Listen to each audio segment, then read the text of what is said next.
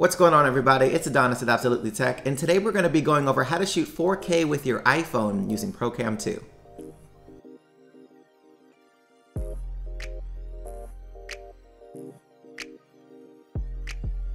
So ProCam 2 is an application that allows you to shoot Ultra HD on your iPhone. Now, I will be showing the interface of the app in this video and also some clips showing the difference between the 4K footage coming from ProCam 2, also comparing it to the phone native camera application as well, so you can see the difference between the two. I will be linking also a 4K video sample to another video in its native resolution, just because when I edit this video together, it will be in 1080 since that's what I'm filming in right now, so we'll have to downscale that 4K footage for you. So you can see the difference between the full 4K resolution versus the downsampled 1080p version of that footage. All right, guys, let's get into it. So we're going to jump into the ProCam application. So we're going to open that up. Now this is ProCam. What I would recommend for everybody that's using this application is to make sure that the apps that you have in your app drawer are completely closed out. This will allow you to use as much RAM as you may need to use this application, just because your phone is not meant to shoot at 4K. So just giving you that heads up. Now, really quick view of the UI. The up left-hand corner gives your flash option, excuse me, and the bar right under that lets you know what settings you have at the moment. Now, to set those settings for your shooting, there's a little chevron to the left of the record button. If I touch that, it gives me my video or photo settings that I can select. Also the frames per second that I'm shooting, and different views for grid. I have these other type of view. I'm not really sure what these views are. I'm guessing this is a level view for this one here, or a leveler. But as far as me shooting, I haven't used any of them. I usually have them toggled off. That's just my personal preference, but to each his own.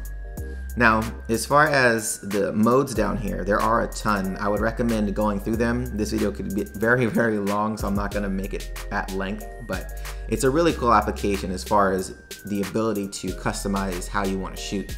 Now, if I hit the set button, it gives me a ton of different options for settings for the camera. With focus peaking, which is pretty cool. If you don't know what that is, it allows you to see what's in focus. It'll color a certain thing in focus, so you know that if you're doing a manual focus type of shooting. You have geotagging, location stamp, and so on. There's a ton of stuff in here, and I would recommend, if you are a manual shooter, to take a look at this application, because there's a ton of stuff in here. Video, same kind of things. There are some things that are specific to photos, not for video, so keep that in mind. Now, as you scroll down here, there are certain things like user-defined time-lapse or frames per second. If you shoot a time-lapse footage, you can shoot that. You can change that. Now, what we're gonna go into though is the photo album. So I'm gonna touch the photo album button there.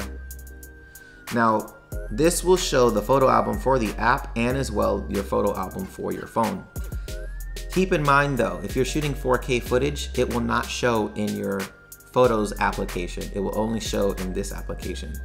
Now, to get the 4K footage into your computer, if you want to use it for, Final Cut Pro footage, or to edit the videos, you're going to need to import them through iTunes.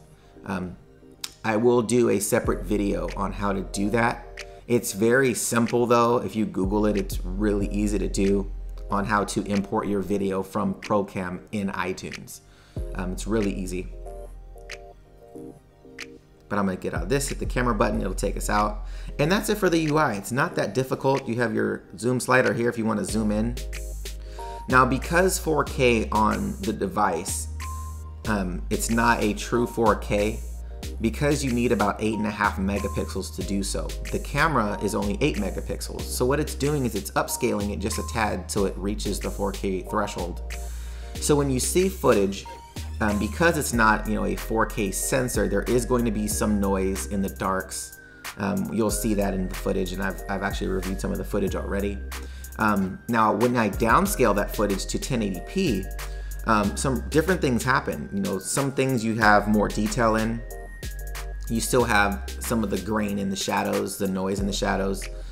just because it's, the sensor is utilizing all of that, and for whatever reason the processing in this application may not be utilizing the processing capability that the stock camera app uses, so keep that in mind. So when you see it, the video comparisons, the stock camera app will look smoother, but it will also look softer as well.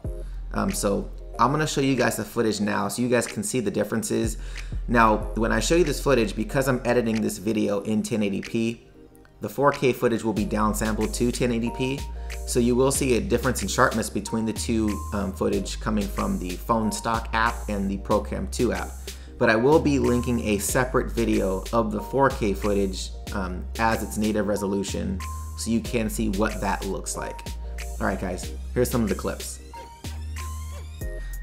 Now remember, these clips are both at 1080p in this video, but the 4K footage is downsampled, so you'll still get some of the detail that you get in 4K, but it'll just be in this, screen size of 1080p.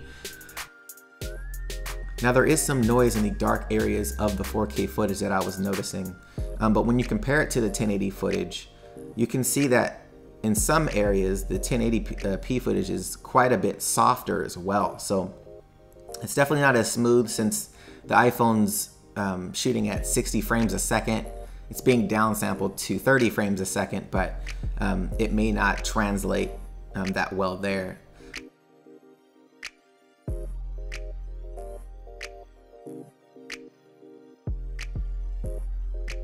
Now some of the other footage that you'll see at the car wash will show different colors, dynamic range. You'll see differences in the trees as well. So I want to show you a split screen of them.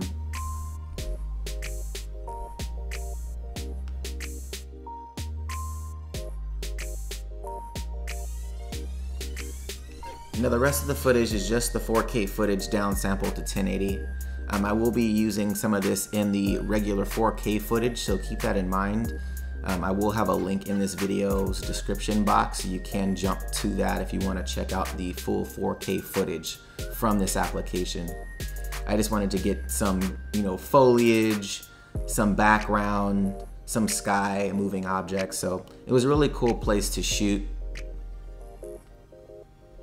So there you have it, 4K on an iPhone. Really cool. Thank you guys so much for watching. If you guys have any suggestions for new videos, new apps that you would like me to cover, leave them down in the comment section below for me. Give the video a thumbs up, subscribe if you haven't. Till next time guys, see you later.